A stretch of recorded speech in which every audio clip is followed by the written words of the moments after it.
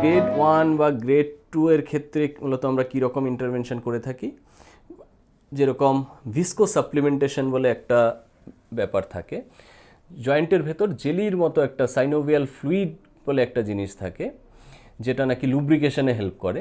অস্টিওআর্থ্রাইটিসের কারণে ওই lubricating jelly বা সাইনোভিয়াল ফ্লুইডের অ্যামাউন্টটা কমে যায়। তো সেক্ষেত্রে আমরা হাইলুরোনিক অ্যাসিড বা ভিস্কো সাপ্লিমেন্টেশন করে থাকি। তাতে দেখা গেছে মোটামুটি ডিফারেন্ট স্টাডিতে ডিফারেন্ট রেজাল্ট দেখা গেছে 3 মান্থ টু 2 ইয়ার্স অবধি পেশেন্টের পেইন রিলিফ হয়ে থাকে।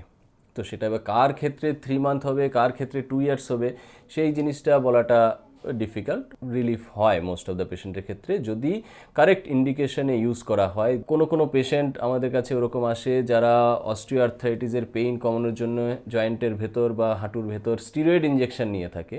সেই জিনিসটা কিন্তু খুব মারাত্মক। স্টিরয়েড ইঞ্জেকশন অনেক পেশেন্ট আমরা ওরকম পেয়েছি, স্টিরয়েড ইঞ্জেকশন হাঁটুতে নেওয়ার পর ইনফেকশন নিয়ে এসছে। এছাড়াও যেটা হয়, স্টিরয়েড ইঞ্জেকশনের কারণে যখন পেইনটা কমে যায় পেশেন্ট মনে করে যে আমি ভালো হয়ে গেছি।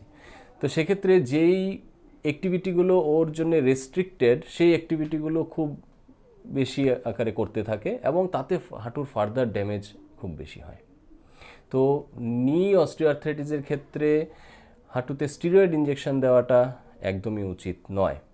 এছাড়াও আর্লি ফেজে আমরা কী ধরনের আরও ইন্টারভেনশন করে থাকি, কারো ক্ষেত্রে দেখা যায় যে হাঁটুর লোয়ার লিম্বের কনফিগারেশনের অ্যাবনর্মালিটির কারণে নি অস্টিওআর্থ্রাইটিসটা খুব আর্লি এজে স্টার্ট হয়েছে।